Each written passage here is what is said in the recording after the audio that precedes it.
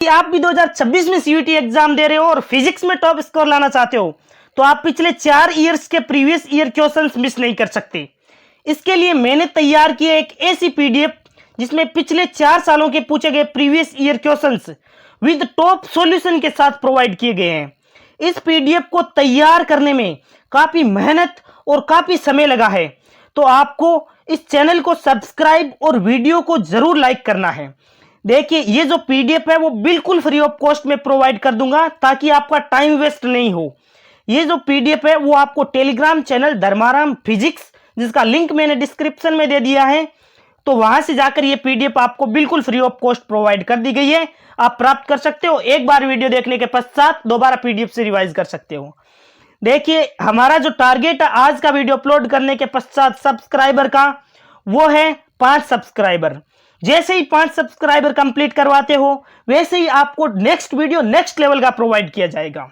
देखिए, जो बच्चे अभी भी सब्सक्राइब नहीं करेंगे वो फ्री में मिलने वाले इंपॉर्टेंट पीवाईक्यू और ट्रिक्स मिस कर देंगे। इसीलिए आपको अभी से चैनल को सब्सक्राइब करके और टॉप क्वेश्चन, बिल्कुल हल्के क्वेश्चन, हलवा क्वेश्चन नहीं लिए हैं जिससे आप खुश हो जाओ। मैंने जो प्रीवियस ईयर में आए क्वेश्चन हैं और जो आपके डाउट क्रिएट कर सकते हैं वो क्वेश्चंस लिए हैं। छोटे क्वेश्चंस हम बड़े क्वेश्चंस के माध्यम से, जैसे मात्रक वगैरह, एक क्वेश्चन में मैं 3-4 क्वेश्चन तो वैसे ही करवा देता हूं। तो आपको इस क्लास को शुरू से लेकर लास्ट तक जरूर देखना और हो सके तो एक सब्सक्राइब करके मेरे को मोटिवेशन जरूर देना नेक्स्ट वीडियो के लिए। देखिए, पहला ही क्वेश्चन टॉप क्वेश्चन है, तो पहले क्वेश्चन को पढ़िए। क्वेश्चन में क्या पूछा गया है? सिलिकॉन का निम्नलिखित अपमिश्रक से अपमिश्रण किया जा सकता है: आर्सेनिक, इंडियम, फॉस्फोरस, बोरोन। यानी कि सिलिकॉन क्या है कि अर्धचालक। अर्धचालकों की विशेषता क्या होती है? जिनका तापमान बढ़ाओ या फिर इनमें कोई भी अशुद्धि मिलाओ, जैसे ही अशुद्धि मिलाओगे तो इनकी चालकता बढ़ जाती है। बेस्ट अर्धचालक जैसे सिलिकॉन है, जर्मेनियम है, ये क्या होते हैं? अर्धचालक ही होती है। सिलिकॉन, जर्मेनियम, ये आते हैं आपके 14वें समूह में। ये कौन से समूह में आते हैं? 14वें समूह में आते हैं। इनमें जैसे ही आप 15वें समूह का कोई भी तत्व डालते हो, कि 15वें समूह में आपके आते हैं नेपाल, पाकिस्तान, ऑस्ट्रेलिया, सभी, उसके बाद में बिस्मथ। कहने का मतलब है कि नाइट्रोजन, फॉस्फोरस, आर्सेनिक, एंटीमनी और बिस्मथ, जैसे ही ये मिलाओगे आप 14वें समूह में तो आपको प्राप्त होगा n प्रकार का अर्धचालक। n प्रकार का अर्धचालक की विशेषता क्या है? जिसमें इलेक्ट्रॉन्स अधिक होते हैं, इलेक्ट्रॉन्स बहुसंख्यक आवेशवाहक होते हैं और होल्स अल्पसंख्यक वाहक आवेशवाहक होते हैं। तो हमें क्या बनाना है? n प्रकार का अर्धचालक प्राप्त करने के लिए हमें कौन सा अपमिश्रक मिलाना होगा, यानी कि इन 4 में से हमें कौन सी अशुद्धि मिलानी होगी ताकि हमें n प्रकार का अर्धचालक प्राप्त हो। n प्रकार का अर्धचालक प्राप्त करना है तो आपको क्या करना होगा? 15वें समूह की अशुद्धि मिलानी होगी, यानी कि नेपाल, पाकिस्तान, ऑस्ट्रेलिया, सब बिके, ऐसे याद रखता हूं मैं। नाइट्रोजन, फॉस्फोरस, आर्सेनिक, एंटीमनी और बिस्मथ, इनमें से ही मिलाना है आपको। इस ऑप्शन में दे रखा है, देखिए, नाइट्रोजन नहीं दे रखा है, फॉस्फोरस दे रखा है। इसका मतलब एक तो आपको फॉस्फोरस मिलाना पड़ेगा, दूसरा आपको मिलाना पड़ेगा आर्सेनिक, यानी कि ए और सी। जैसे ही आप ए और सी मिलाओगे तो आपको n प्रकार का अर्धचालक प्राप्ति हो जाएगा। क्लियर है? तो ए और सी जिसमें दे रखा है वही हमारा ऑप्शन करेक्ट हो जाएगा।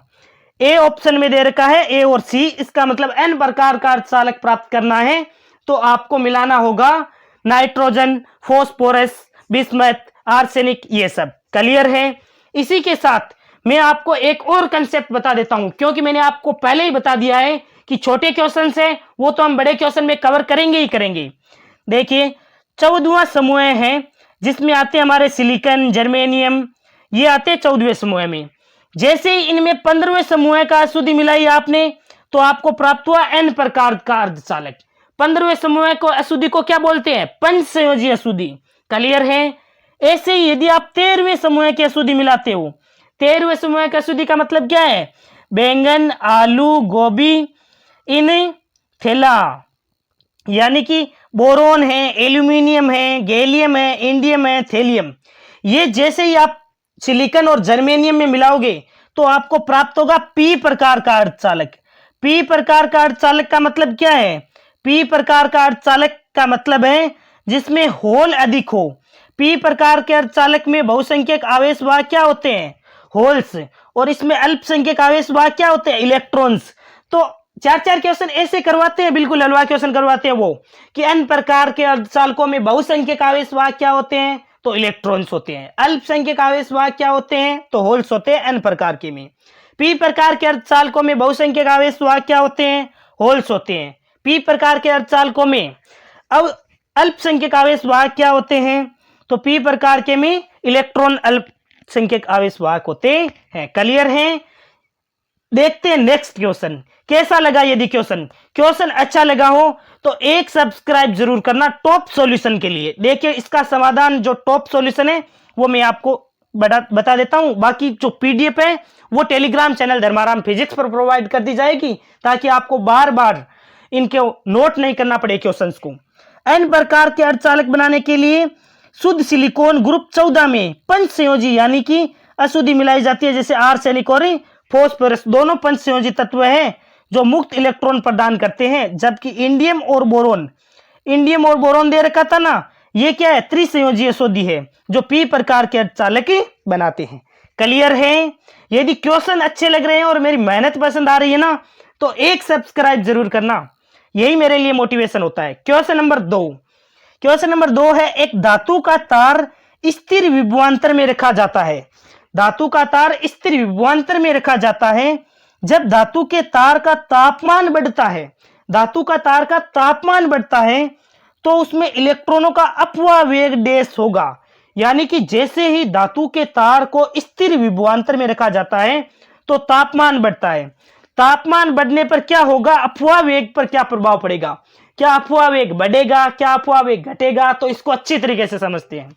देखिए कंसेप्ट जो बता रहा हूं उसको ध्यान से सुनना, कि जैसे ही आप तापमान बढ़ाओगे तो क्या होगा? तापमान बढ़ाओगे तो इलेक्ट्रॉन है वो तेजी से गति करेंगे। तापमान बढ़ाओगे तो इलेक्ट्रॉन है वो तेजी से गति करेंगे। जब तेजी से गति करेंगे तो वो जल्दी जल्दी क्या होंगे? एक दूसरे से टकराएंगे। क्लियर है? तो क्या होगा? टकराएंगे, जल्दी जल्दी टकराएंगे। इसका मतलब है कि आपका विश्रांति काल क्या है? टकरों में लिया गया समय, दो क्रमागत टकरों के मध्य लगा गया समय। तो जब जल्दी जल्दी टकरें होगी, इसका मतलब है विश्रांति काल है, तो घटेगा। और तो घटते ही क्या होता है? आपका अपवाह वेग भी घटता है, क्योंकि अपवाह वेग है वीडी। अपवाह वेग वीडी है वो विश्रांति काल के सीधा समानुपाती है। क्लियर है? फॉर्मूला क्या होता है अपवाह वेग वीडी का? वीडी इक्वल टू होता है ई अपॉन एम इंटू तो, यानी कि अपवाह वेग है वो विश्रांति काल के सीधा समानुपाती होता है। विश्रांति काल घटेगा तो अपवाह वेग भी घटेगा। अब देखिए क्वेश्चन कितना इंटरेस्टिंग लिया गया है कि तापमान बढ़ता है। तापमान बढ़ाओगे इसका मतलब है इलेक्ट्रॉन तेजी से गति करेंगे तो टकरें बढ़ेगी। टकरें जल्दी जल्दी होगी ना। अरे एक साथ, जैसे स्टूडेंट को हम स्कूल में क्या करते हैं, यदि बच्चों को एक साथ छोड़ दिया जाए तो वो तेजी से दौड़ेंगे घर जाने के लिए, और तेजी से दौड़ेंगे इसका मतलब उनमें टकरें ज्यादा टकरें होंगी और जल्दी जल्दी वो एक दूसरे से टकराएंगे। यदि लाइन से बच्चों को छोड़ा जाए तो वो धीरे धीरे गति करते हैं और टकरें बहुत कम होती है, समय भी अधिक लगता है। लेकिन होता क्या है, जैसे ही एक साथ छोड़ दिया जाए तो वो तेजी से गति करते हैं, उनके मध्य टक्कर कम समय में होती है, जल्दी जल्दी वो टकराते हैं, यानी टक्करें कम समय में होती है। समय कम होने का मतलब है विश्रांति काल क्या होता है? तो होता है विश्रांति काल, यानी कि टक्करों के मध्य लिया गया समय। तो समय जब टक्करें जल्दी जल्दी होगी, समय कम होगा, समय कम लगेगा, इसका मतलब है कि अपवाह वेग भी घटेगा। तापीय वेग जरूर बढ़ेगा लेकिन अपवाह वेग घटता है। जिस ऑप्शन में अपवाह वेग घटता है वही हमारा करेक्ट हो जाएगा, डी करेक्ट हो जाएगा। देखिए अपवाह वेग तो घटता है लेकिन इलेक्ट्रॉनों का तापीय वेग बढ़ता है। ध्यान रखना, जब ताप बढ़ाओगे तो तापीय वेग तो बढ़ेगा लेकिन अपवाह वेग है वो घटता है। क्लियर है? अच्छी तरीके से समझ में आया सबको? ताप बढ़ाओगे तो तापीय वेग बढ़ेगा, तापीय वेग बढ़ेगा तो विश्रांति काल यानी टकरे जल्दी जल्दी होगी, विश्रांति काल घटेगा। जैसे ही विश्रांति काल घटेगा तो अपवाह वेग भी आपका घटेगा। क्लियर है? अपवाह वेग घटता है और तापीय वेग बढ़ता है। ऑप्शन डी करेक्ट हो गया। क्लियर है? चलते हैं एक और बेहतरीन क्वेश्चन के साथ। देखिए क्वेश्चन नंबर 3 एक और बेहतरीन क्वेश्चन लिया गया है। ऐसे क्वेश्चन के लिए एक सब्सक्राइब जरूर करें। क्वेश्चन नंबर 3 पहले तो आप ध्यान से पढ़िए, क्वेश्चन का डायग्राम देखिए किस प्रकार है, फिर हम इसको बिल्कुल सेकंडों में उड़ाते हैं। इस क्वेश्चन को बेहतरीन क्वेश्चन का कलेक्शन लिया गया है। क्वेश्चन में कहा गया है कि प्रतिरोधकों के दिए गए मिश्रित संयोजन के लिए बिंदु ए और बी के बीच कुल प्रतिरोध की गणना करें। ए के और बी के बीच कुल आपको प्रतिरोध बताना है। तो सबसे पहले हम बिल्कुल आसान तरीके से समझते हैं। इन ऊपर से स्टार्ट करो। 4 ओम और 4 ओम दोनों श्रेणी क्रम में है या नहीं है? तो श्रेणी क्रम के लिए फॉर्मूला होता है R equal to R1 plus R2, direct सीधे सीधे जोड़ दो। और समांतर क्रम के लिए फॉर्मूला होता है 1/R equal to 1/R1 plus 1/R2 plus 1/R3। इस प्रकार यदि प्रतिरोध समान जुड़े हो, जैसे 4 ओम और 4 ओम के दो प्रतिरोध बिल्कुल समान प्रतिरोध है और समांतर क्रम में जुड़े हुए हैं। यदि समांतर क्रम में यदि समान प्रतिरोध जुड़े हो तो एक डायरेक्ट फॉर्मूला भी आपको ध्यान रखना। आप R तुल्य निकालते हो तो क्या करना है, आपको R/N फॉर्मूला लगाना है। पहले फॉर्मूला बता रहा हूं ताकि आपको बिल्कुल आसानी से याद रह जाए। R/N कब लगाना है? जब R तुल्य निकालना है और समांतर क्रम में जुड़े हो। जैसे एग्जाम्पल देता हूं, मैंने कह दिया कि भाई 8 ओम और 8 ओम के दो प्रतिरोध है, क्लियर है? ये दोनों के दोनों समांतर क्रम में जुड़े हुए हैं, यानी एक प्रतिरोध ऐसे है तो दूसरा प्रतिरोध बिल्कुल इसके समांतर क्रम में जुड़ा है। तो आपको क्या करना है, दोनों प्रतिरोध 8 ओम समान है, आपको R तुल्य निकालना है। तो R तुल्य कैसे निकालोगे? आपको पहले तो R यानी प्रतिरोध लिख दो 8 ओम, कोई सा भी लिखो, दोनों बराबर है तो 8 ओम लिख दिया। भाग लगाना है, कितने प्रतिरोध जुड़े हैं? 2 प्रतिरोध, तो 2 का भाग लगा देना, डायरेक्ट आ जाएगा 4 ओम। यानी कि आपको 1/R वाला फॉर्मूला नहीं लगाना पड़ेगा, R तुल्य डायरेक्ट निकल जाएगा R/N से। जैसे आपको पूछ ले, जैसे मैं पूछ लूं कि 8 ओम के 3 प्रतिरोध है, तीनों के तीनों ही समांतर क्रम में जुड़े हैं। इसका मतलब हर प्रतिरोध 8 ओम का है ना, इसका मतलब समान प्रतिरोध जोड़ रखा है। समान प्रतिरोध जोड़ रखे हैं, इसका मतलब हमारे पास फॉर्मूला R/N। समांतर क्रम के लिए बात कर रहा हूं मैं, तो R/N का मतलब 8 ओम का प्रतिरोध है। हर प्रतिरोध कहता है कितने ओम का है? 8 ओम का। कितने प्रतिरोध है? 1, 2 और 3 जुड़े हुए हैं, इसका मतलब 8/3 आ जाएगा आपका R तुल्य डायरेक्ट। नहीं तो आप ऐसे करते 1/R बराबर 1/8 प्लस 1/8 प्लस 1/8। इससे बेहतर है कि सीधे समान प्रतिरोध जुड़े हो तो R/N लगा दो समांतर क्रम के लिए। क्लियर है? अब देखिए सबसे पहले मैंने फॉर्मूले बता दिए, अब इस क्वेश्चन को सोल्व करते हैं। क्वेश्चन को ऊपर से स्टार्ट करो। 4 ओम और 4 ओम दोनों के दोनों कैसे हैं? श्रेणी क्रम में। श्रेणी क्रम में सीधा सीधा जोड़ दो, 4 और 4 कितने हो गए? 8 ओम हो गए। 8 ओम हो गए। अब देखो 8 ओम का प्रतिरोध और ये 8 ओम का प्रतिरोध कैसे जुड़े हैं? ये दोनों के दोनों समांतर क्रम में जुड़े हुए हैं। ये तो देखो यहां पर सीधे श्रेणी में थे, लेकिन अब 4 और 4 श्रेणी में जुड़े हुए थे तो सीधा जोड़ दिया 8 ओम। लेकिन अब 8 ओम का प्रतिरोध और ये 8 ओम का, ये कैसे हैं? ये है समांतर, बिल्कुल इस प्रकार जुड़े हैं, इस प्रकार। तो ये कैसे हो गए? दोनों के दोनों हो गए समांतर। तो अब 8 ओम के दो प्रतिरोध समांतर क्रम में जुड़े हुए हैं। तो देखिए समांतर क्रम के लिए फॉर्मूला बताया था, R तुल्य निकालना है, समान प्रतिरोध जुड़े हो तो R/N, यानी R तुल्य निकालना है तो R/N का मतलब 8/N का मतलब है कितने प्रतिरोध जुड़े हैं? तो 8 ओम का और 1 ही 8 ओम का, दो प्रतिरोध जुड़े हुए थे, 8/2 यानी कि 4 ओम। इन टोटल का प्रतिरोध कितना आ रहा है? टोटल का प्रतिरोध आ रहा है 4 ओम। क्लियर है? कलर में चेंज कर लेता हूं, ये लो, ये आ गया 4 ओम। क्लियर है? अब देखिए, अब ध्यान से देखना, ये 4 ओम, ये 4 ओम और ये 4 ओम, ये तो बिल्कुल सीधे सीधे जुड़े हुए हैं, यानी कि ये कैसे हैं? श्रेणी क्रम में जुड़े हुए हैं। श्रेणी क्रम में जुड़े हैं, इसका मतलब है जोड़ दो इनको, 4, 4 और 4 कितना हो गया? R equal to R1 plus R2 plus R3 यानी कि 12 ओम। इनको सीधा सीधा जोड़ा तो कितना आ गया? 12 ओम आ गया। यानी कि 12 ओम का प्रतिरोध जुड़ा है। अब 12 ओम का प्रतिरोध और ये 12 ओम का प्रतिरोध कैसे जुड़े हैं?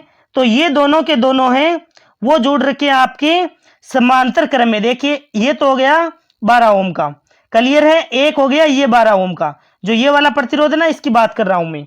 तो ये दोनों समांतर क्रम में जुड़े हैं। तो 12 ओम और 12 ओम के दो समान प्रतिरोध समांतर क्रम में जुड़े हैं।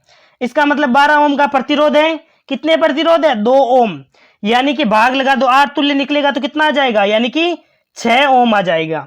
क्लियर है। इस पूरे के पूरे मान कितना आ गया? ये पूरा का पूरा मान आ गया 6 ओम। क्लियर है। अब देखो 6 ओम, 6 ओम और 6 ओम तीनों के तीनों कैसे हो गए? सीधे सीधे जुड़े। इसका मतलब है श्रेणी क्रम में हो गई। श्रेणी क्रम में जुड़े तो कितना हो गया? 18 ओम आ गया ए और बी के मध्य। नीचे कोई प्रतिरोध जुड़ा हुआ नहीं था, जुड़ा होता तो फिर से समांतर में जोड़ देते। तो 18 ओम आ जाएगा हमारा राइट आंसर, जो ऑप्शन बी में दे रखा था। कैसा लगा ये क्वेश्चन? यदि बेहतरीन क्वेश्चन का कलेक्शन लग रहा है, और ये सारे के सारे प्रीवियस ईयर क्वेश्चन लिए हैं ताकि आपको पता चले कि एग्जाम में क्वेश्चन किस टाइप्स के आ रहे हैं।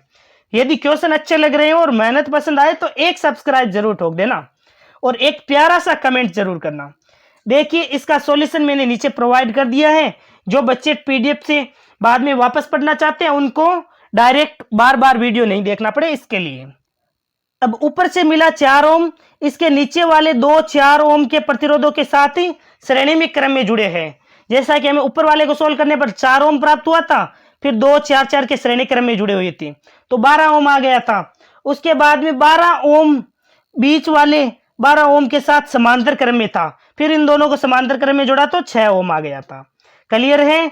फिर अंतिम में क्या किया था? 6 ओम के तीनों प्रतिरोध श्रेणी क्रम में जुड़े थे तो 18 ओम आ गया। क्लियर है। यदि कोई डाउट हो ना तो मुझे कमेंट बॉक्स में लिख देना, वापस क्लियर करवा देंगे। अच्छी तरीके से मैंने क्लियर करवा दिया है। अगला क्वेश्चन, क्वेश्चन एक से बढ़कर एक है। आपको लग रहा होगा कि क्वेश्चन जबरदस्त क्वेश्चन लिए गए हैं, प्रीवियस ईयर के क्वेश्चन, क्योंकि ये आपको पूरे यूट्यूब पर नहीं मिलेंगे, केवल हल्के क्वेश्चन आपको मिल सकते हैं। लेकिन जो प्रीवियस ईयर के टॉप क्वेश्चन टॉप सॉल्यूशन के पास साथ गारंटी के साथ नहीं मिल सकते। क्वेश्चन नंबर 4 में पूछा गया है, समबाहु प्रिज्म के पदार्थ का अपवर्तनांक दे रखा है √2, उस प्रिज्म के न्यूनतम विचलन का कोण देश है। नीचे दिए गए विकल्पों में से आपको सही आंसर बताना है। कहने का मतलब अपवर्तनांक दे रखा है, आपको न्यूनतम विचलन का कोण बताना है। तो न्यूनतम विचलन का कोण यानी कि डेल्टा का मान बताना है।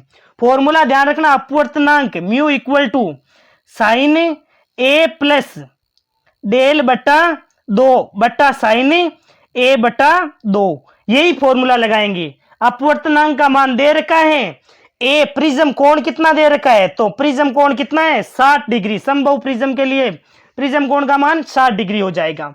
वैल्यू इस फॉर्मूले में रखोगे तो डायरेक्ट आपको क्वेश्चन का आंसर पता चल जाएगा। देखिए सॉल्यूशन मैंने नीचे प्रोवाइड कर दिया है कि समबाहु प्रिज्म के लिए प्रिज्म कोण कितना होता है? 60 डिग्री। अपवर्तनांक का फॉर्मूला होता है mu equal to sine A plus del बटा 2 बटा साइन ए बटा 2। हमें न्यूनतम विचलन की स्थिति पूछता है तभी डेल मिनिमम लिख रखा है। अब म्यू का मान √2 दे रखा था, ए का मान 60 दे रखा था, और साइन ए बाई 2 का मतलब 30 कैसे आया? ए बाई 2 किया, साइन ए बाई 2 किया, यानी 60 बटा 2 कितना हो जाएगा? 30 आ जाएगा। अब देखिए साइन 30 का मान 1 बटा 2 होता है, तो 1 बटा 2 को इससे मल्टीप्लाई कर दो, यानी √2 इंटू 1 बटा 2 इक्वल टू कितना आ जाएगा? साइन 60 प्लस डेल बटा 2 आ जाएगा। तो साइन 60 प्लस डेल बटा 2। क्लियर है। अब देखो साइन है, इसको इधर लेकर आओगे, साइन इनवर्स 1 बटा √2, यानी साइन का मान कितने पर 1 बटा √2 होता है? तो साइन 45 का मान होता है, डायरेक्ट 45 लिख दिया। 60 प्लस डेल बटा 2, डेल का मान निकालोगे तो 30 डिग्री आ गया पक्षांतरण करने पर। क्लियर है। बेहतरीन क्वेश्चन लगा मेरे को। तो आपको कैसे लगा कमेंट बॉक्स में जरूर बताना।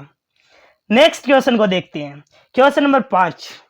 क्वेश्चन नंबर 5 एक और बेहतरीन क्वेश्चन है। क्वेश्चन में पूछा गया है, देश का पूर्णांकों में स्थानांतरण होना विद्युत आवेश के क्वांटीकरण का एक साक्ष्य है। नीचे दिए गए विकल्पों में से सही उत्तर द्वारा रिक्त स्थान भरें। कहने का मतलब है फोटोन है, नाभिक है, या इलेक्ट्रॉन है, या न्यूट्रॉन, इन 4 ऑप्शन में से कौन सा ऑप्शन इस रिक्त स्थान को पूर्ति करेगा। तो आवेश का क्वांटीकरण नियम में क्या होता है, किसका स्थानांतरण होता है, तो इलेक्ट्रॉनों का। आवेश के क्वांटीकरण नियम में किसका स्थानांतरण होता है, तो इलेक्ट्रॉनों का स्थानांतरण होता है। तो हमारा ऑप्शन हो जाएगा सी करेक्ट हो जाएगा। क्लियर है? अरे यही तो पढ़ा है आवेश का क्वांटीकरण नियम, कि जब भी एक वस्तु से दूसरी वस्तु में इलेक्ट्रॉनों का स्थानांतरण होता है तो वह हमेशा 1.6 × 10⁻⁻19 का पूर्ण गुणज होता है।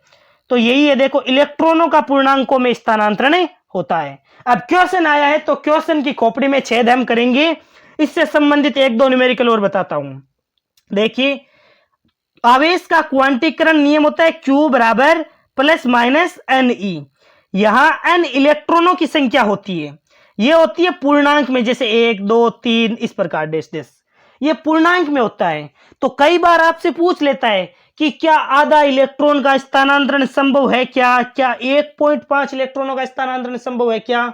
तो इन इलेक्ट्रॉनों का स्थानांतरण संभव नहीं होता है, क्योंकि उन्हीं इलेक्ट्रॉनों का स्थानांतरण संभव है जो पूर्ण गुणज में होते हैं। 1.6 × एक इलेक्ट्रॉन पर आवेश कितना होता है, 1.6 × 10⁻⁻19, यानी इसका पूर्ण गुणज होता है, उन्हीं इलेक्ट्रॉनों का स्थानांतरण संभव होता है। देखिए एक क्वेश्चन मैं आपसे पूछता हूं, मैं तो पूछूंगा तो फिर आपको कंफ्यूज करने वाला ही पूछूंगा।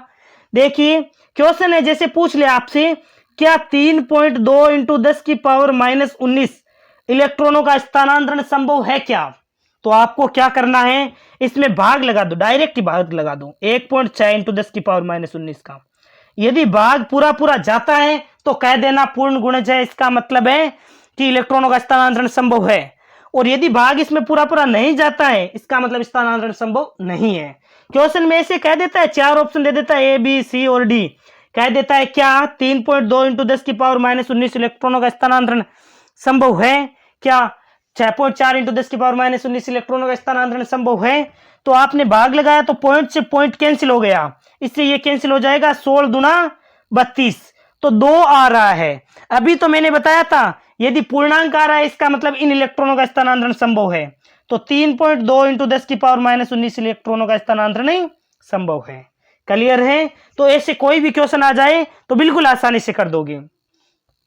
नेक्स्ट क्वेश्चन की ओर चलते हैं। देखिए ये मैंने नीचे सॉल्यूशन भी प्रोवाइड कर दिया आपकी सुविधा के लिए कि विद्युत आवेश के क्वांटीकरण नियम होता है Q बराबर Ne के अनुसार किसी वस्तु पर आवेश हमेशा इलेक्ट्रॉनों के मूल आवेश का पूर्ण गुणज होता है। इसका अर्थ है केवल पूर्ण इलेक्ट्रॉन ही एक वस्तु से दूसरी वस्तु में स्थानांतरित कर सकते हैं। देखिए बेहतरीन क्वेश्चन आपको प्रोवाइड किए जाते हैं। जैसे ही यदि आप इस चैनल पर 5 सब्सक्राइबर कंप्लीट कराओगे तो नेक्स्ट वीडियो में नेक्स्ट लेवल का प्रोवाइड करूंगा। पिछले वीडियोस में भी जो टारगेट दिया था वो आपने प्राप्त किया था, तो मेरे को मोटिवेशन मिला कि सच में पढ़ने वाले स्टूडेंट्स हैं और पढ़ने वाले स्टूडेंट्स के लिए मैं 24 घंटे मेहनत कर सकता हूं। क्वेश्चन लिया गया बेहतरीन क्वेश्चन, लेकिन क्वेश्चन मैंने बिल्कुल हलवा क्वेश्चन नहीं लिए, क्योंकि टॉप क्वेश्चंस आपको डाउट क्रिएट कर सकते हैं। हल्के क्वेश्चन है वो हम इनके साथ क्रॉस कर लेते हैं, चेक कर लेते हैं, क्योंकि हल्के क्वेश्चन है वो बड़े क्वेश्चन में जैसे मात्रक है वो तो इसी क्वेश्चन में आ जाते हैं, जो मैं साथ में प्रोवाइड करता हूं ना आपको, कि जैसे वोल्ट प्रति मीटर आया है, ये किसका मात्रक है, न्यूटन आया तो बल का मात्रक हो गया, न्यूटन प्रति कूलम आ गया तो विद्युत क्षेत्र का मात्रक हो गया, तो वो इनके साथ कवर कर लेंगे हम। क्वेश्चन नंबर 6 में पूछा गया है, जैसा कि आकृति में दिखाया गया है, धारा I को ले जाने वाले एक तार को एक समान क्षेत्र B में रखा गया है। तार को एक समान क्षेत्र में रखा गया है, ठीक है, और आकृति के तल के सामान्य रूप से बाहर निकालता है। इस तार पर डैश बल है। तो देखिए सबसे पहले तो बेसिक कंसेप्ट बता देता हूं। यहां पर आपको डॉट दिखाई दे रहे हैं, जब भी ऐसे डॉट लगा रखा है इसका मतलब है चुंबकीय क्षेत्र तल के लंबवत बाहर की ओर है। क्लियर है? जहां आपको क्रॉस लगाया हुआ है इसका मतलब है कि चुंबकीय क्षेत्र तल के लंबवत अंदर की ओर है। क्लियर है? समझ में आया? अब क्वेश्चन में क्या कहा है, क्वेश्चन में कहा है कि ये जो तार है, तार किस प्रकार है, तार सीधा नहीं है, तार है मुड़ा हुआ, तभी तो बच्चे कंफ्यूज होते हैं। यदि डायरेक्ट सीधा तार दे रखा होता तो बच्चे डायरेक्ट फॉर्मूला लगा देते, लेकिन क्वेश्चन वाले ने कैसे क्वेश्चन दिया है कि तार मुड़ा हुआ तार है वो एक समान चुंबकीय क्षेत्र में रखा है। अब देखिए जब भी धारावाही चालक एक समान चुंबकीय क्षेत्र में रखा हो। जैसे धारावाही चालक एक समान, मैं यहाँ पर पहले कंसेप्ट बता देता हूँ। धारावाही चालक एक समान चुंबकीय क्षेत्र में रखा होता है, तब उस पर लगने वाला बल क्या होता है? तो F इक्वल टू होता है, मैं तो डायरेक्ट याद करवाता हूँ, bill sine theta. Sine theta, theta का मान यदि 90 डिग्री है तो फॉर्मूला केवल और केवल BI/L लगा देते हैं। क्लियर है? ये L लंबाई की छड़ है, एक समान चुंबकीय क्षेत्र B में रखी हुई है और I धारा इसमें प्रवाहित हो रही है। इसी कंसेप्ट से ये क्वेश्चन उठाया गया है। इसमें क्या किया, ये जो तार है उसको मोड़ दिया गया है। तो जैसे ही तार को मोड़ दिया जाता है तो सबसे पहले हमारे पास फॉर्मूला क्या है? BI/L। फॉर्मूला क्या है? BI/L। थीटा 90 डिग्री हो तो साइन 90 का मान 1 हो जाता है, फॉर्मूला इतना ही लगाते हैं, BI/L। B क्या है? चुंबकीय क्षेत्र। तो चुंबकीय क्षेत्र तो हमारा चेंज नहीं होने वाला है, एक समान क्षेत्र है B। क्लियर है, कोई दिक्कत नहीं। B को है जैसे कि जैसे ऑप्शन में B दे रखा होगा। I धारा, तो धारा भी नियत धारा I बह रही है, यहां पर भी I है और यहां पर भी I है, इसका मतलब I भी चेंज नहीं होगा। लंबाई है वो कौन सी लेनी है? तो इसकी डायरेक्ट ट्रिक ध्यान रखना, जब भी मुड़ा हुआ तार एक समान चुंबकीय क्षेत्र में रखते हो तो देखिए यहां से सीधा विस्थापन ले लो आप, P से लेकर Q तक का सीधा विस्थापन ले लो, ये बेस्ट ट्रिक यही होती है। देखो पहले P से लेकर यहां तक दूरी कितनी है? R। क्लियर है? और यहां से लेकर यहां तक क्या दूरी कितनी हो गई? R। हमें नहीं पता है यहां से लेकर यहां तक की दूरी, तो ये कैसे प्राप्त करें? ये क्या है? ये है अर्धवृत्त। क्लियर है? ये कैसे है? ये है अर्धवृत्त। क्यों है अर्धवृत्त? क्योंकि इसकी त्रिज्या दे रखी है R। अब देखो त्रिज्या भी इसने यहां पर टिक दी है, यदि यहां से यहां तक डायरेक्ट त्रिज्या दे देता ना तो हमें पता चल जाता कि दूरी कितनी है। तो देखिए त्रिज्या R है, इसका मतलब यहां से यहां तक की दूरी तो कितनी हो गई? R हो गई। यहां से यहां तक की दूरी कितनी हो गई? R हो गई। हमें P से Q तक सीधा विस्थापन लेना है, P से Q तक डायरेक्ट जो डिस्टेंस है वही लेनी है। अब यहां से यहां तक की कितनी हो जाएगी? तो देखिए ये जो अर्धवृत्त है, वृत्त की त्रिज्या R है, इसका मतलब यहां से यहां तक R है, तो यहां से यहां तक भी कितनी हो जाएगी? R हो जाएगी। क्लियर है? अब देखिए हमें तो सीधी P से लेकर Q तक का सीधा विस्थापन लेना है, तो यहां से यहां तक हो गई R, यहां से यहां तक R, ये R और ये R, 1 2 3 और 4 R हो गई टोटल यहां से लेकर यहां तक का सीधा विस्थापन। तो L के स्थान पर कितना रख देंगे? 4R। तो हमारा जो भी आंसर होगा उसमें क्या आएगा? 4RBI। 4RBI, जिस ऑप्शन में 4RBI दे रखा है वही हमारा करेक्ट आंसर हो जाएगा। देखते हैं कौन से ऑप्शन में 4RBI दे रखा है। क्या ए ऑप्शन में दे रखा है क्या 4RBI? इसका मतलब है ए ऑप्शन हमारा करेक्ट हो जाएगा। कैसा लगा ये क्वेश्चन? इतने शानदार सॉल्यूशन के लिए एक सब्सक्राइब जरूर करिए। देखिए बाकी ऑप्शन में तो 4 भी नहीं दे रखा है, तो ये वैसे भी कैंसिल हो जाएंगे। क्लियर है? आपकी सुविधा के लिए मैंने इसका डिटेल सॉल्यूशन दे दिया है ताकि आप वापस पढ़ो तो बार बार वीडियो नहीं देखना पड़े। देखिए सबसे पहले तार की प्रभावी लंबाई L, बिंदु P से Q के बीच की सीधी दूरी लेनी है। आपको P से Q तक की सीधी दूरी ले लेनी है। सबसे पहले हमारे पास वायर कुछ इस प्रकार ही तो था, तो यहां से यहां तक की दूरी कितनी दे रखी थी? R दे रखी थी। क्लियर है? उसके बाद में लास्ट वाले यहां से यहां तक का पार्ट कितना दे रखा था? तो वो भी R दे रखा था। अब बात आती है यहां से लेकर और यहां तक की दूरी कितनी है। तो देखिए अर्धवृत्त की त्रिज्या R दे रखी थी, तो R और R कितनी हो गई? 2R हो जाएगी। तो टोटल डिस्टेंस कितनी हो गई? R R R और R 4R हो गई ना। तो इसी प्रकार BIL, बिल फॉर्मूला लगाया। चुंबकीय क्षेत्र तो हमारा चेंज होगा नहीं, धारा भी चेंज होगी नहीं, लंबाई हो जाएगी 4R। तो 4RBI यही हमारा राइट आंसर हो जाएगा। क्लियर है?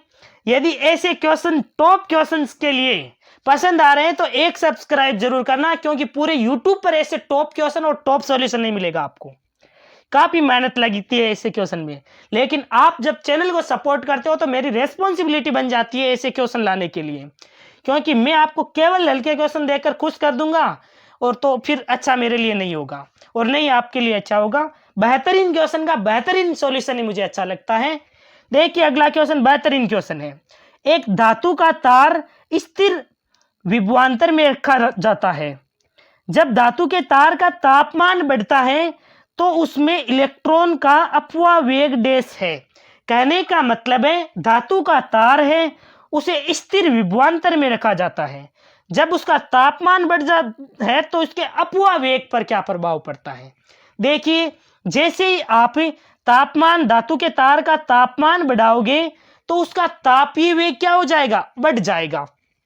तापीय वेग जब बढ़ जाएगा तो इलेक्ट्रॉन है वो तेजी से गति करेंगे। जब इलेक्ट्रॉन तेजी से गति करेंगे इसका मतलब है वो जल्दी जल्दी टकराएंगे। जब जल्दी जल्दी टकराएंगे इसका मतलब है जल्दी जल्दी टकराने का मतलब क्या है, मेरे पॉइंट को पकड़ो। जल्दी जल्दी टकराएंगे इसका मतलब है कि उनमें समय लगेगा कम। समय कम लगेगा इसका मतलब है विश्रांति काल तो घटेगा, विश्रांति काल घटेगा। और जब भी विश्रांति काल घटेगा तो अपव्यय वेग है वो विश्रांति काल के सीधा समानुपाती होता है। जब विश्रांति काल घटेगा इसका मतलब है अपव्यय वेग भी घटेगा। इस ऑप्शन में हमारा अपव्यय वेग घटता है। क्लियर है। तापीय वेग जरूर बढ़ेगा लेकिन अपव्यय वेग है वो घटता है। क्लियर हुआ। अपव्यय वेग का एक बार मैं फॉर्मूला बता देता हूं। अपव्यय वेग Vd इक्वल टू होता है E upon m into two. कहने का मतलब है कि जो अपव्यय वेग Vd है वो टो के सीधा समानुपाती होता है, विश्रांति काल के सीधा समानुपाती होता है। क्लियर हुआ। तो हमारा राइट ऑप्शन कौन सा होगा, जिसमें अपव्यय वेग घटता है और तापीय वेग बढ़ता है। तो अपव्यय वेग किसमें घटता है, तो देखिए इसमें तो अपव्यय वेग बढ़ता है, ये भी नहीं होगा, इसमें भी नहीं होगा। अपव्यय वेग घटता है लेकिन तापीय वेग घटता नहीं है, तापीय वेग बढ़ता है। तो ये तीन ऑप्शन नहीं होंगे, चौथा ऑप्शन होगा। चौथा ऑप्शन क्या है, अपव्यय वेग घटता है। क्लियर है, समझ में आ गया ना। ये इसका सॉल्यूशन मैंने दे दिया है। तापमान बढ़ने के इलेक्ट्रॉनों की टकरें बढ़ जाती है, विश्रांति काल घटता है, जिससे अपव्यय वेग है वो भी घट जाता है।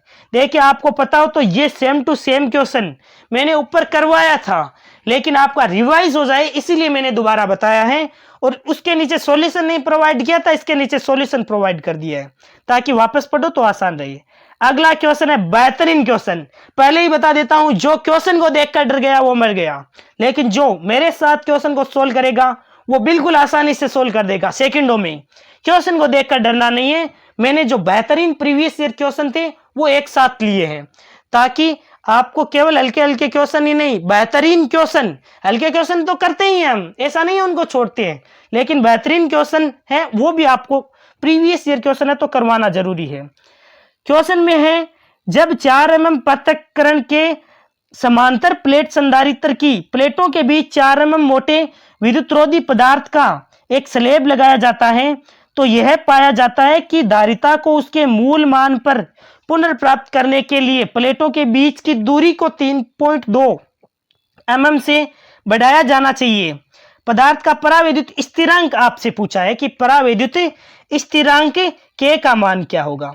देखो इस क्वेश्चन को केवल दिखाई बढ़ा दे रहा है, लेकिन इसका सॉल्यूशन देखना, मैं एक ट्रिक से इस क्वेश्चन को उड़ाऊंगा मात्र 5 सेकंड में। सबसे पहले जब भी क्वेश्चन में आपसे बात आए ना कि बीच की दूरी 3 mm बढ़ा दी जाए, बीच की दूरी में वृद्धि की जा रही है, तो आपको डायरेक्ट फॉर्मूला लगाना। वृद्धि की जाती है डी डैश वृद्धि की जाती है तो टी कोष्टक 1 minus 1 upon K, D dash बराबर टी कोष्टक 1 माइनस 1 अपॉन के, डायरेक्ट फॉर्मूला लगा देना जब भी वृद्धि की बात आए। तो डी डैश का मान कितना है, तो 3.2 mm की वृद्धि की जाती है। टी का मान कितना है, मोटाई कितनी है 4 mm की, 1 माइनस 1 अपॉन के का मान आपको ज्ञात करना है, परावैद्युत स्थिरांक। हो गया ना सॉल्व क्वेश्चन, डायरेक्ट है, इसमें फॉर्मूले में मान रखना है। देखिए क्वेश्चन में सबसे पहले दूरी में वृद्धि की बात आए तो फॉर्मूला लगा देना D dash equal to T कोष्टक 1 minus 1 upon K. D dash का मान 3.2 mm, टी का मान कितने मोटाई की है 4 mm की, 1 माइनस 1 अपॉन के मतलब के परावैद्युतांक पूछा है तो पक्षांतरण कर दिया। देखिए इसका इसमें भाग लगा दिया, पहले 0.8 आ गया, इक्वल टू 1 माइनस 1 अपॉन के। 1 अपॉन के का मान निकाला तो 1 माइनस 0.8, यानी कि आपका राइट आंसर हो जाएगा 0.2। 0.2 है, इसको आप ही 0.2 है, इसका मतलब है पॉइंट हटाओगे 10 लगा दोगे। क्लियर है? अभी 0.2 किसका मान आया था?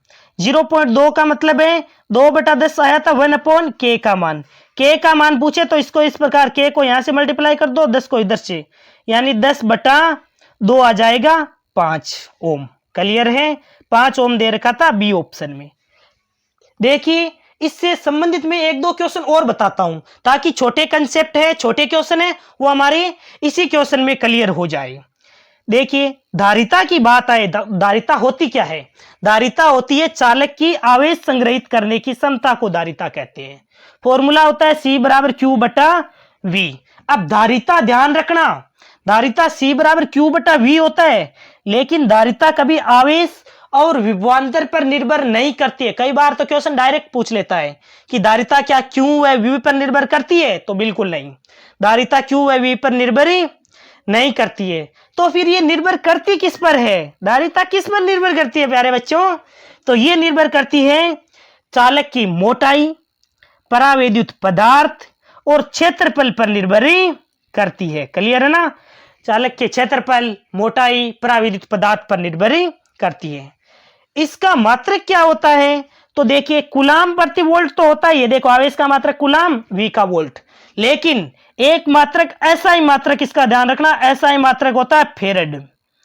फेरेड होता है एसआई मात्रक, फेराडे नहीं बोल रहा हूं, फेराडे होता है आवेश का मात्रक, यह है फेरेड। फेरेड होता है धारिता का मात्रक। ये फेरेड क्या होता है प्यारे बच्चों? ये बड़ा मात्रक होता है, ये होता है बहुत बड़ा मात्रक। इसलिए इनके छोटे मात्रक जैसे माइक्रो फेरेड है, मिली फेरेड है, नैनो फेरेड है, ये सब यूज किए जाते हैं। क्लियर हुआ? कैसा लग रहा है एक्सप्लेनेशन? यदि शानदार एक्सप्लेनेशन लगे तो एक सब्सक्राइब ठोक देना और अपने फ्रेंड्स से भी सब्सक्राइब करवा देना। देखिए मैं आपको साथ के साथ समांतर प्लेट संधारित्र की धारिता का फॉर्मूला भी बता देता हूं, क्योंकि हमारा अल्टीमेटली उद्देश्य है कि प्रीवियस ईयर क्वेश्चंस के माध्यम से सिलेबस को कवर करना। C बराबर होता है A एप्सिलॉन नॉट बटा D, समांतर प्लेट संधारित्र की धारिता होती है। अब देखिए प्लेटों के मध्य की दूरी जैसे ही बढ़ाओगे तो धारिता क्या होती है? घटती है। ये पॉइंट ध्यान रखना, प्लेटों के मध्य की दूरी बढ़ाओगे तो समांतर प्लेट संधारित्र की धारिता घटती है। तो धारिता बढ़ा कैसे सकते हैं हम?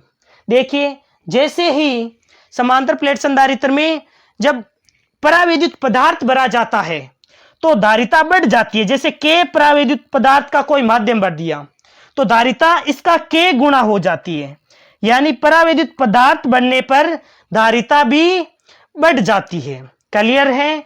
ये पॉइंट भी आपको ध्यान में रखना है। परावैद्युत पदार्थ जैसे भी भरते हो तो धारिता बढ़ जाती है। क्लियर हुआ? ऐसे ही जब कोई T मोटाई की पट्टी रख दी जाए तो धारिता क्या हो जाती है? C बराबर A एप्सिलॉन नॉट बटा D minus T कोष्टक 1 minus 1 upon K। आपको याद हो तो हमने जो वर्दी की थी ना, डायरेक्ट ये फॉर्मूला ही लगाया था कि दूरी में जैसे ही वर्दी की जाती है तो फॉर्मूला D डैश बराबर क्या लगाते हैं? T कोष्टक 1 minus 1 upon K। ये देखो यही फॉर्मूला है, D डैश बराबर T कोष्टक 1 minus 1 upon K। D dash दूरी में वर्दी दे रखी थी, कितनी दे रखी थी? 3 mm, और T मोटाई दे रखी थी 4 mm। K का मान डायरेक्ट निकाल लिया। क्लियर है? बेहतरीन तरीके से, अच्छी तरीके से क्लियर हुआ होगा। मन करता है आपको पढ़ाते ही रहूं, बट क्या करें, इसके अंदर इतना स्टोरेज है नहीं, तो फिर कोशिश करता हूं मैं सारे के सारे अच्छे टॉप क्वेश्चन है वो शॉर्ट में आपको प्रोवाइड कर दिया जाए। अगला बेहतरीन क्वेश्चन को देखकर घबराना नहीं है, क्योंकि आपका भाई आपके साथ है, बेहतरीन सॉल्यूशन देगा, बिल्कुल समझ में लाने की तो मेरी गारंटी है। ऑफलाइन में भी मैं बच्चों को अच्छी तरीके से समझा देता हूं, तो आपको तो समझाऊंगा ही। विद्युत वाहक बल दे रखा है 1.1 वोल्ट और आंतरिक प्रतिरोध दे रखा है 0.55 ओम। एक सेल को प्रतिरोध 0.5 ओम के तार से जोड़ा जाता है। तो सबसे पहले मैं डायग्राम यहां पर बनाता हूं, देखिए डायग्राम से और अधिक क्लियर होगा। सबसे पहले विद्युत वाहक बल दे रखा था सेल का 1.1 वोल्ट, यानी इस प्रकार सेल है जिसका विद्युत वाहक बल ईएमएफ का मतलब है ई दे रखा था 1.1 वोल्ट। आंतरिक प्रतिरोध दे रखा था 0.55 ओम ले रखा है, 0.5 ओम ले लो। इसका आंतरिक प्रतिरोध ले रखा है 0.5 ओम। क्लियर है। इस सेल को क्या किया, एक बाह्य प्रतिरोध है 0.5 ओम, इस बाह्य प्रतिरोध के साथ जोड़ दिया जाता है। क्लियर है। यहां तक जोड़ दिया जाता है। तो अब इसमें धारा है वो निकाल लेते हैं। सेल के लिए जो धारा का फॉर्मूला है वो I इक्वल टू क्या होता है, I इक्वल टू होता है E तुल्य बटा R प्लस R तुल्य। क्लियर है, समझ में आ गया ना। यहां E तुल्य क्या है, सेल का विद्युत वाहक बल। स्मॉल r तुल्य क्या है, R तुल्य है आंतरिक प्रतिरोध, कैपिटल R है बाह्य प्रतिरोध। सारा का सारा मान यहां पर रखो। देखो क्वेश्चन में दे रखा है वो 1.1 क्या है, विद्युत वाहक बल, यानी E का मान दे रखा था 1.1 बट्टा, ये लो बट्टा, कैपिटल R का मतलब है बाह्य प्रतिरोध कितना दे रखा था 0.5 ओम। क्लियर है। प्लस स्मॉल r का मतलब आंतरिक प्रतिरोध कितना दे रखा है 0.5 ही ले लेना आपको। तो 0.5 और 0.5 कितना हो गया 1। जब 1 का इसमें भाग लगाओगे तो कितना आ जाएगा, धारा आ जाएगी 1.1 एम्पियर। क्लियर है ना। कैसे आई, तो इस फॉर्मूले में मान रखा जब 1.1 में 1 का भाग लगाओगे तो 1.1 ही आएगा। क्लियर हुआ। वही धारा आ गई है 1.1 एम्पियर। अब देखिए, अब हम आगे बढ़ते हैं। अभी तक हमारा क्वेश्चन कितना सोल्व हुआ है, क्वेश्चन अभी यहां तक सोल्व हुआ है। इससे आगे बढ़ते हैं। उसी विद्युत वाहक बल, यानी विद्युत वाहक बल 1.1 वोल्ट का ही के एक अन्य सेल है को धारा को बढ़ाने के लिए श्रेणी क्रम में जोड़ा जाता है। इसके श्रेणी क्रम में एक सेल ऐसे और जोड़ दिया। इसका विद्युत वाहक बल कितना है, पहले जितना ही, यानी कि 1.1 वोल्ट ही। क्लियर है। लेकिन तार में धारा वही बनी रहे। अब जब सेल अधिक जोड़ोगे तो धारा आपकी बढ़नी चाहिए ना भाई। सेल पहले 1.1 वोल्ट था, एक सेल और जोड़ दिया तो धारा बढ़नी चाहिए। लेकिन इसने कहा है कि धारा वही बनी रहती है। धारा वही का मतलब पहले 1.1 थी ना, तो धारा अब भी 1.1 ही बनी रहेगी धारा का मान। लेकिन होता क्या है, अब धारा का मान वही बना रहे, इसका मतलब है कोई ना कोई एक प्रतिरोध और जोड़ दिया गया है। नहीं तो देखो, पहले एक सेल से बल्ब जलाया, फिर आपने एक सेल और जोड़ा, 2 सेल जोड़ते तो फिर धारा अधिक होगी ना। लेकिन इसने कहा एक सेल और जोड़ दिया, फिर भी धारा पहले जितनी थी ना, जैसे 1.1 उतनी ही रहेगी। इसका मतलब एक आंतरिक प्रतिरोध और जुड़ा है। और इसने कहा है तो सेल का आंतरिक प्रतिरोध जो एक और जुड़ा है ना, उसका मान कितना है। तो हम क्या लगाएंगे, यही formula I equal to E equivalent बट्टा R प्लस R इक्वलेंट। इसमें मान रखा, जैसे ही मान रखा ई इक्वलेंट का मान कितना आएगा। तो देखो सेल पहले तो था 1.1, केवल एक सेल था।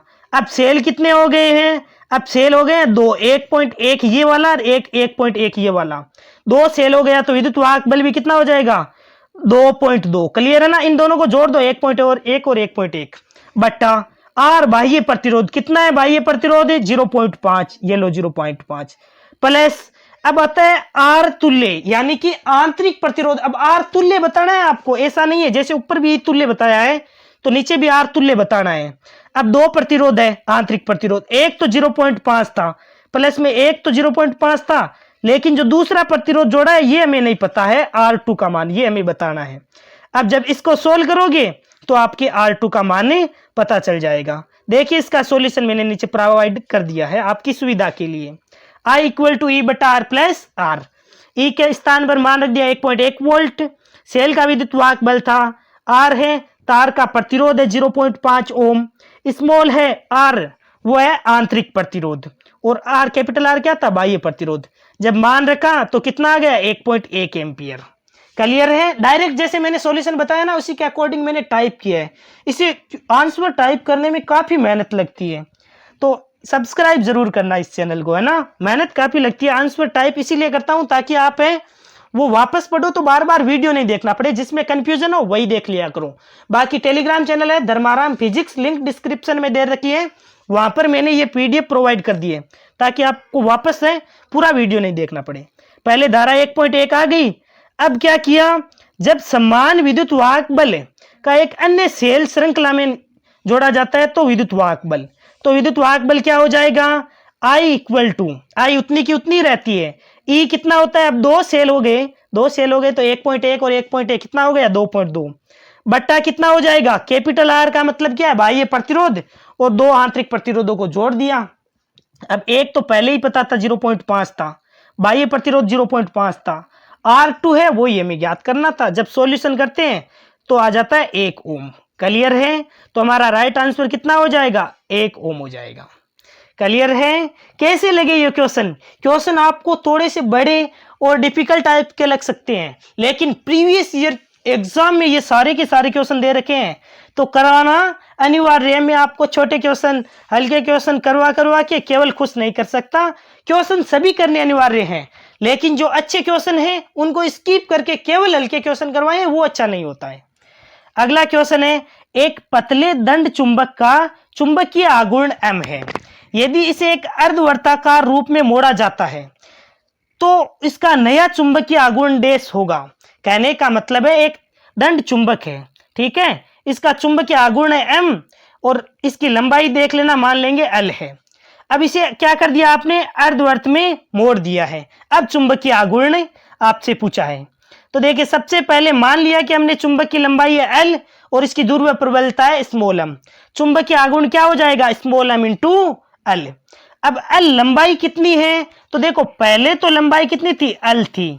आपने क्या किया, आपने इसे अर्धवर्त में मोड़ दिया। अरे वर्त की परिधि कितनी होती है, वर्त की परिधि होती है 2 पाई r। अर्धवर्त की कितनी हो जाएगी, 2 का भाग लगा दो यानी कि पाई r हो जाएगी। अर्धवर्त की परिधि इतनी तो होती है पाई r, तो लंबाई कितनी है पाई r। r का मान निकालना है तो l बटा पाई आ जाएगा। क्लियर है? अब हमें जो बीच की जो दूरी ले रहे हैं l, इसका ही तो मान रखना है, तो हमें ध्रुवों की कौन सी दूरी लेंगे, मोड़ने के पश्चात इसे जब मोड़ दिया जाता है तो सीधी दूरी लेनी है इनके मध्य की। सीधी दूरी कितनी हो जाएगी, इसका व्यास ले लो, अर्धवर्त का व्यास कितना होता है 2r। क्लियर है?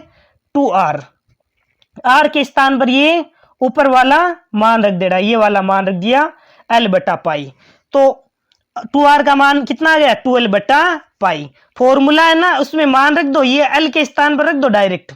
m का मान कितना हो जाएगा स्मॉल m, ये स्मॉल m। कैपिटल L के स्थान पर कितना रख दो 12 बटा पाई, 12 बटा पाई।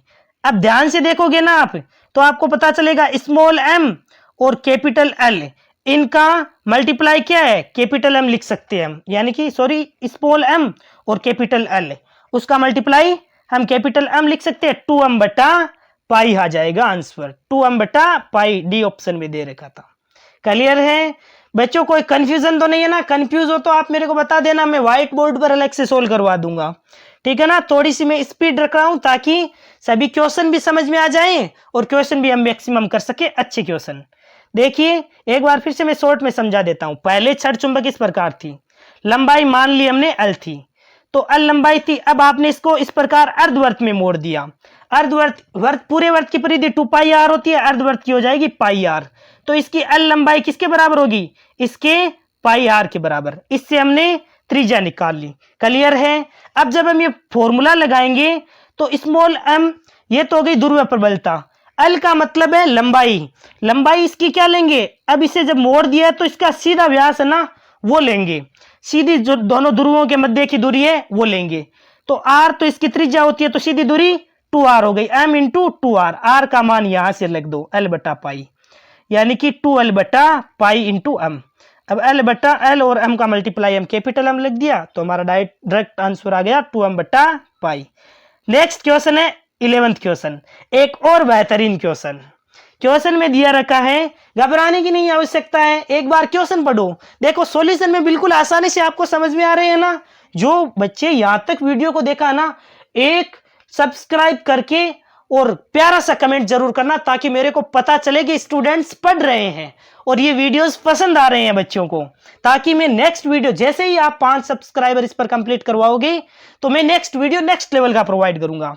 क्वेश्चन में दे रखा था 8 ग्राम पर सेंटीमीटर क्यूब घनत्व है और 1 सेंटीमीटर व्यास की एक तांबे की गेंद को 0.8 ग्राम पर सेंटीमीटर क्यूब घनत्व वाले तेल में डुबोया जाता है।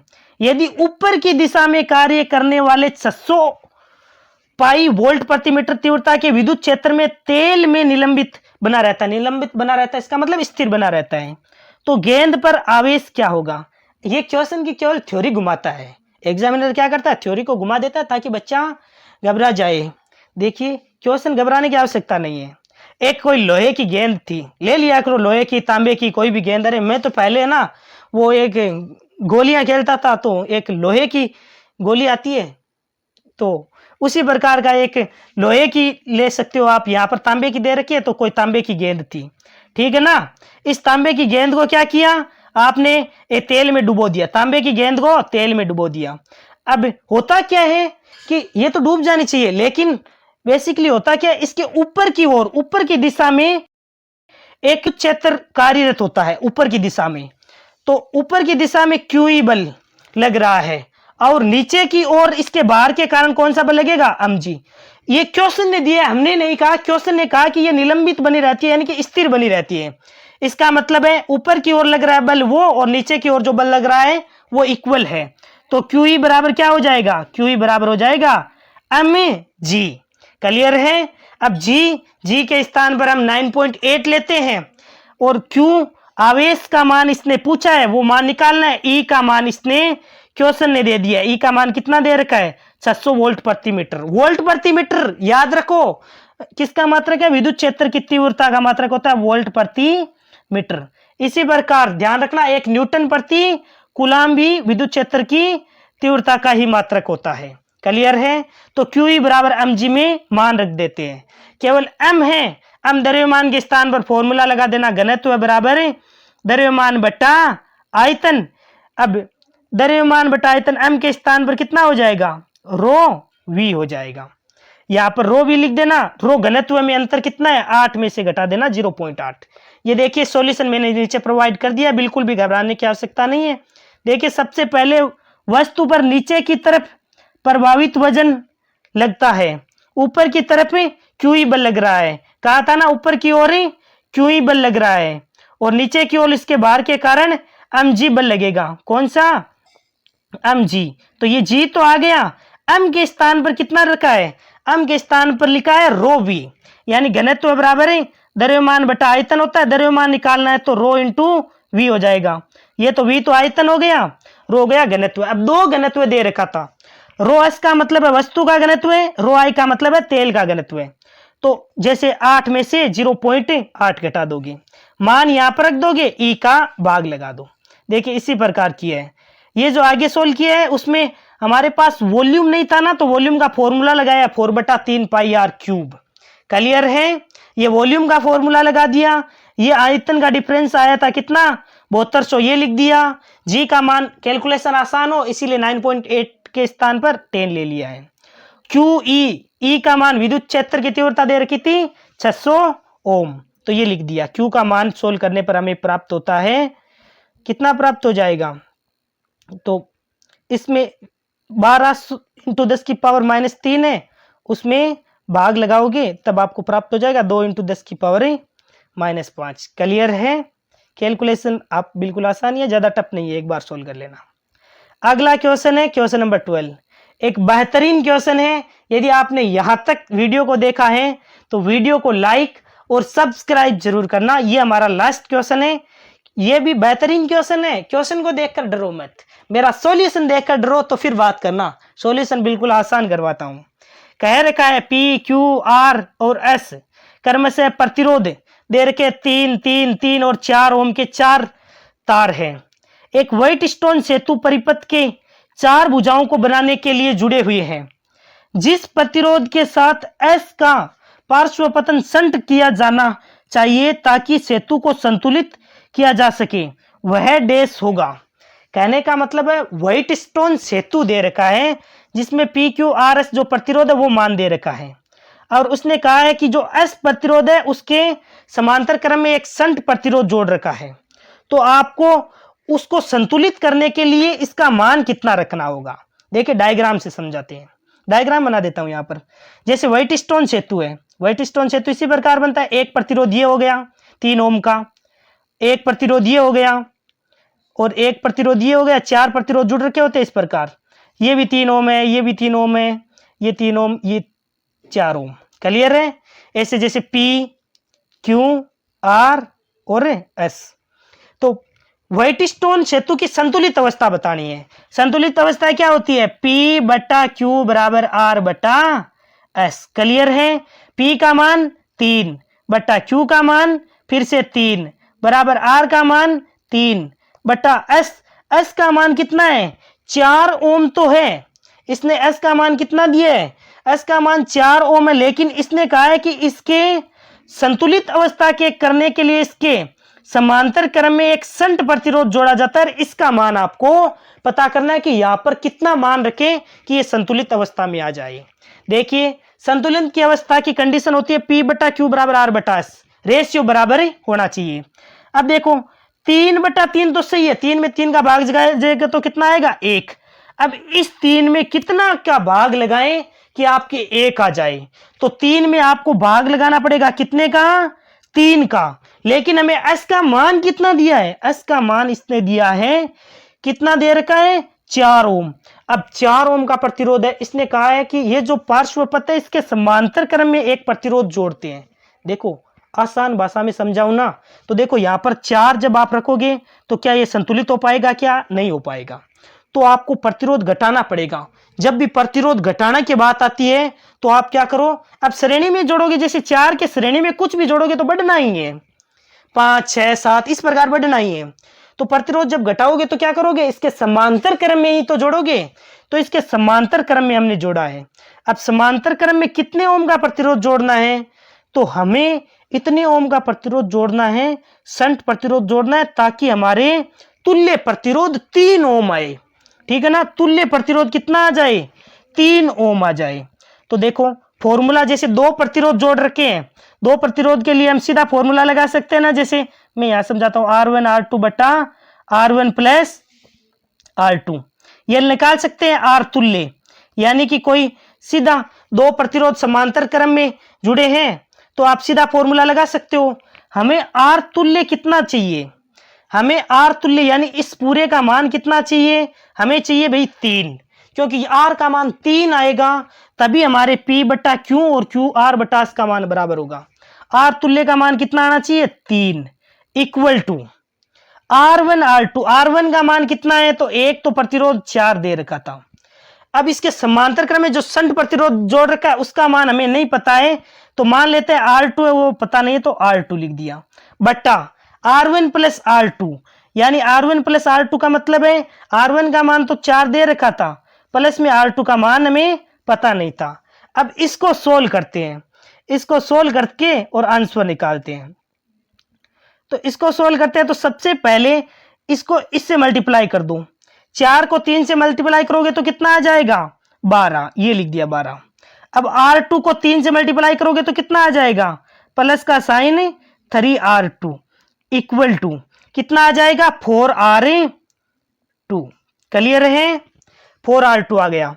अब 3R2 है, इसको इधर भेज दो। 4R2 में से 3R2 घटाओगे कितना आ जाएगा? 4 में से 3 गया 1, केवल R2 आ जाएगा। केवल R2 का मान कितना आ जाएगा?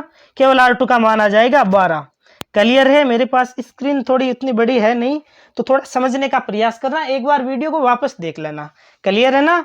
तो आपको समझ में आ गया किस प्रकार किया? सबसे पहले यहां पर जो 2 प्रतिरोध है इनको समांतर क्रम में जोड़ दिया है हमने, तो हमारा राइट आंसर हो जाएगा 12 ओम। किस ऑप्शन में दे रखा है? बी ऑप्शन में। क्लियर हुआ? बी ऑप्शन करेक्ट हो जाएगा। अब इसी का नीचे मैंने सॉल्यूशन अच्छी तरीके से प्रोवाइड कर दिया है, आप इस सॉल्यूशन को भी अच्छी तरीके से पढ़ सकते हो। देखो पार्श्व क्रम का फॉर्मूला होता है R1 R2 बटा R1 प्लस R2।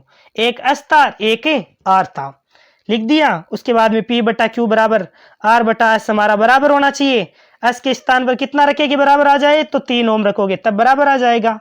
ये 3 ओम लाने के लिए हमें क्या निकालना होगा? 3 ओम लाने के लिए R1 R2 बटा R1 प्लस R2। R1 का मान तो 4 ओम दे रखा था, R2 का मान हमें पता नहीं था शंट वाला, इन दोनों का जोड़ दिया बराबर हो गया 3। R शंट का मान प्राप्त हो जाएगा 12। क्लियर है? जिन जिन विद्यार्थियों ने शुरू से लेकर लास्ट तक वीडियो को देखा है, तो वो एक प्यारा सा कमेंट जरूर करना, ताकि मेरे को पता चले कि हाँ बच्चे सीरियस है। और सीरियस स्टूडेंट्स को पढ़ाने के लिए मैं 24 घंटे रगड़ सकता हूँ अपने आप को, कड़ी मेहनत करके आपको सारे के सारे क्वेश्चंस के लिए मेहनत करवा सकता हूँ। देखिए ये जो पीडीएफ है वो मैं आपको free of cost detail solution के साथ टेलीग्राम चैनल है, जिसका लिंक भी डिस्क्रिप्शन में दे दिया है, और नाम है धर्माराम फिजिक्स, उस पर प्रोवाइड कर दूंगा, ताकि एक बार वीडियो देखने के पश्चात आपको न तो क्वेश्चन को नोट करना पड़े इन सभी को, और बार बार वीडियो को भी नहीं देखना पड़े। आपकी सुविधा के लिए एक बार वीडियो देख लोगे, दूसरी बार पीडीएफ से आप पढ़ लोगे, तब आपको टाइम वेस्ट नहीं होगा। इसके लिए ये सॉल्यूशन प्रोवाइड किया। बाकी ये सॉल्यूशन टाइप करने में काफ़ी समय लग जाता है, मैंने सॉल्यूशन करवा भी दिया है और सॉल्यूशन प्रोवाइड भी कर दिया है। आप यहाँ तक वीडियो देखा, इसके लिए मैं आपको बहुत बहुत धन्यवाद करना चाहूँगा। ज़्यादा से ज़्यादा दोस्तों में शेयर करके एक सब्सक्राइब कर देना, वही मेरे लिए मोटिवेशन होता है। Thank you very much, for a nice day to all of you. Thank you very much. मेहनत कर